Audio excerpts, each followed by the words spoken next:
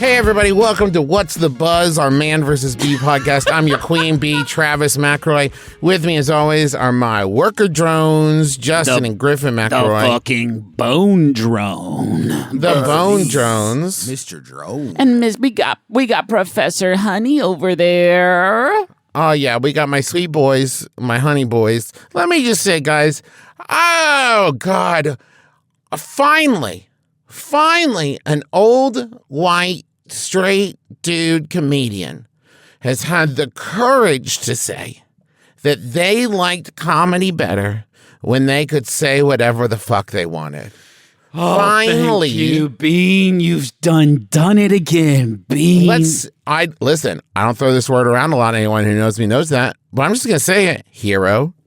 Oh, right? wow. Right? To say, I miss the time when I could fucking say anything and I didn't have to think about other people or like what my audience thought. And so I'm so glad finally we have someone standing up for transgressive comedy that challenges our ideas. So I can't wait to see what kind of challenging the status quo Man versus Bee man does. versus fucking man versus fucking bee press junket is where Bean feels like he needs to take his stand and say, I might get, listen, this one's gonna get me in hot water.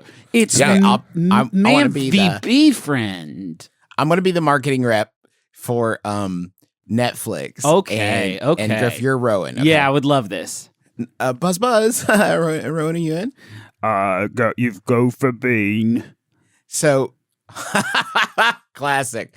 And that is exactly the kind of magic we're hoping you can capture today in your interviews about our project, Man versus Bee. Yeah, for sure. So I brought in, just so we can like kind of make sure we're on the same page, I've brought in, David Sims from The Atlantic.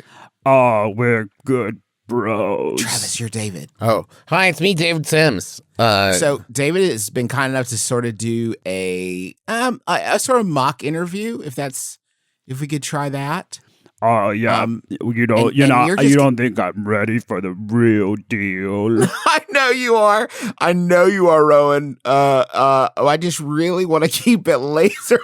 Yeah, so I'm gonna start off with a real softball here, Rowan. What is it that you think makes Man vs. Bee such a great comedy? Well, I was talking to my good friend Ricky Gervais the other day. Okay. And I was talking to him about comedy. Yeah, okay, so what makes Man vs. Bee such a great comedy? I just say this is going... I was about to say so good, but like Ricky's actually been in a little bit of a... I mean, we love him over here at Netflix. Can't get enough of him. Yeah, so I think actually it's all going fine so far. Yeah, no notes. No notes. Jesus Christ. Okay, good. Well, I've prepared a statement. Oh, okay. That doesn't normally happen in interviews, but yeah, go ahead, Rowan. It does seem to be that the job of comedy is to offend or have the potential to offend, and I'm becoming Austrian. Well, you're very transformative as an actor, Rowan. I've always said that about you. So what did you say about the job of comedy?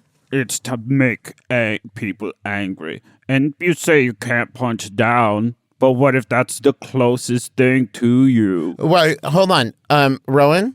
It's so much easier to punch down. The job of comedy is to make people angry? Because of gravity. But Rowan, isn't the job of comedy to make people happy and laugh? Well, I was talking to my good friend, best friend, and he was a groomsman at my wedding, Richard Gervais. And we were having a lot of laughs. We were watching his special. I was busting the fuck up at all of it. And it got me thinking, I should be able to tell a joke about anything I want with no repercussions whatsoever. I was debating. Well, that seems like a big ask, Rowan. And I do also feel like, sorry, we're drifting away from the focus. The bee it represents woke culture. Oh, what? Yeah. This is a scoop. So you're telling me that what the movie actually is man versus woke culture. Kind of. But it's also like getting older. Like it's me versus getting older. And I could squish it and hit getting older with a big flamethrower and say whatever If I could, David, I'm want so sorry about to just any- sort No, of no, step please. We very much, I think, lost focus. I think what Sir Rowan is saying here is He got the knighthood. when you're fighting a bee, you can't really punch up or down because it's flying around so much that you're just punching every which way in that and starting That's fires. not it at all. And knocking over vases, I think, is another great scene. Oh, if we so could it's talk like about. a literal, it's a literal punching, right, Rowan? We've saved it. It's fine. I'm just saying that it seems to me the job of comedy is to offend or have potential to offend, and it cannot be drained of that potential. Every joke has a victim. That's the definition of every. Let me make sure you get this quote, which is the most bonkers shit I've ever said, or anyone. Really get it word for word. Every joke has a victim. That's the definition of a joke. No, whoa, Rowan. Every joke has a victim? That's The rest of the quote that I'm not going to say off the record is that jokes are like stabbings like that. Whoa, Rowan. Okay, Rowan, if I could just. I don't want to feed I'm David. ready to talk about my B film. No. Now we're going to talk about how you think the job of comedy is to hurt. offend people. Not to Comedy is- entertain, not to make people feel better. So Look at my body. Uh-huh. It's very small. Okay. With Yeah. comedy, Uh-huh. I make her like a big weapon. But Sorry, Sir Rowan. And by me, I don't, not in this particular 10 episode long series, man versus How bee. is it 10? Sir Rowan, if I may, even if you believe this bonkers thing about every joke has a victim, let's just take that beautiful metaphor. So, okay, you don't like the punching up, punching down thing. That's fine. Why do you want to victimize? Okay, in your logic, you think it's cool and fun to victimize marginalized people. That is what you think the purpose of man versus bee is. God made me a comedian. God made me a weapon. uh-huh. Look at my little body. Yeah. But it's hard not to look at it now that you've removed the robe. You've contorted it into that big bug eye face that you do sometimes. Yeah. Yeah. So anyway, But when Mitch Hedberg said, like, when you're standing in front of a fire exit during a fire, right, and he makes that whole joke about someone telling him to move because that's a fire exit, who's the victim in that joke? well, it reminds me of a story my best friend Bill Maher told me when I was having dinner with him and Louis C.K. Oh, boy. Okay. Is that can we get back to the bee thing? Because I fall down a lot in this movie, and it hurts every time. And I want a little bit of credit for that. When you used a credit card to spread butter on toast, who was the victim there, Rowan? Just out of curiosity, who were you really sticking it to there? That wasn't a joke. That was a story. That really happened. That was a story. Did you just do an impression of me to me? I did. Wild, actually. Do it again. David, I'm sorry, David. Hugely I've actually been Rowan this whole time. He's David. Holy You do crap. it better than I do it. I'm transformative. And scene. The art must be separated from the artist in this case because it's Griffin, I don't think it Listen. needs to be. We're all rooting for the fucking bee. Oh, I hope that the last shot is we find out early on that his character, Trevor, so challenging, Trevor is allergic to bees. And I hope the last shot of episode 10, at minute 100 collectively, he gets stabbed in the fucking eyeball and we see him and like every flash of memory comes back, and as he's dying, he's like, I was really a piece of shit. And then he dies. That's what I'm rooting for. I think that's probably He's the unlikely victim. I think it's unlikely to happen.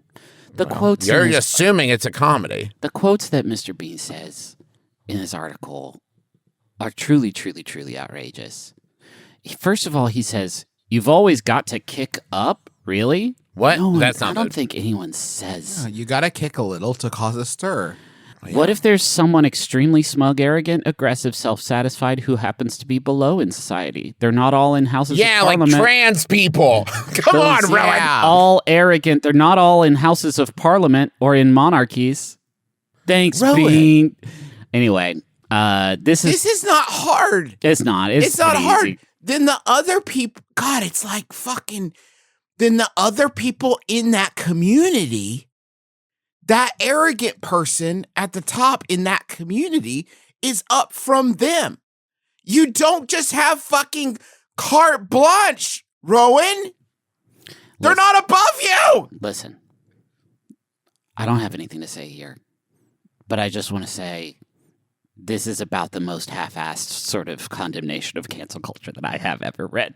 You can hear the trepidation in his quotes of like, it does seem to me that anyway. It's like he got a call from like other old white dude comedians, and they're like, "Hey, Rowan, buddy, we noticed you're getting a lot of press for Man versus Bee, and you are of a certain age, and your skin is white. Is in your hand, Bean. Gonna need you to make a comment about cancel culture, as is a requirement, it appears, for everyone who is a straight white cis dude of a certain age." I will say the credit where credit's due. Yeah. Credit where credit's due. You have to be so deep in the paint on this belief system to have like had a newspaper in the last 5 years and just been like, I bet I could nail this Kobayashi Maru. Everybody stand back. I got this. Put me in, coach. You're just not saying it right. Give me one more chance. I'm languishing. Christ. Thanks, So, Rowan. yeah, It's given us, I would say, a lot to think about. Bean. Is it that Lot hard to to think say? about, man. Yeah, you're right. I fucked up. Shouldn't have made that joke. I'll do I better. don't Is that even think he said it. I think he's saying other people say. He's looking around. He sees the way the wind's blowing. He wonders, when is spreading butter on toast with a fucking credit card going to be problematic? And we don't know. And he doesn't know. He doesn't know. That's the sword of Damocles swinging over his head. So let's begin the show. Yeah, it's an advice show, as you know. Here's some advice. Shut your fucking mouth. Hey, no, Travis, please. Everyone's opinion is incredible. Travis, now think about the small body. Which way are you punching? Because you're a bigger guy. You're a bigger You're guy than punching. Rowan. Oh, Mr. you're saying Bean. physically. Oh, yes. Okay, physically. That's what it's meant the whole time. Oh. This That's is why we- everybody's always fucking ripping on Tom Hanks. Yes, Because and he's it's so tall and It's so broad. big. It's why we have to make our comedy so weak because of our huge fucking bodies. Yeah, and a big ripped muscles. We should stop working out so we can make fun of more people. That's why Tom Hanks is nice to everybody. It's because he's so worried he'll notice Whip that their he's fucking tall. ass Yeah. apart. And they'll start joking on 1v1 him. me, Tom. One day, Tom is going to get mad, right? And he's going to rip off his suit that he always wears. And Yeah. underneath is just going to be huge, glistening Big fucking muscles. muscles. And everyone's going to be like, we had no idea. And he's like, why'd you think I was so nice? Not now. And then he's just going to punch through everyone's faces. You look at his eye. You look at his eyes. They're the deadest eyes you've The ever seen. deadest in your eyes because entire all the life. life has drained down to his huge fists. Okay, this is an advice show. Oh.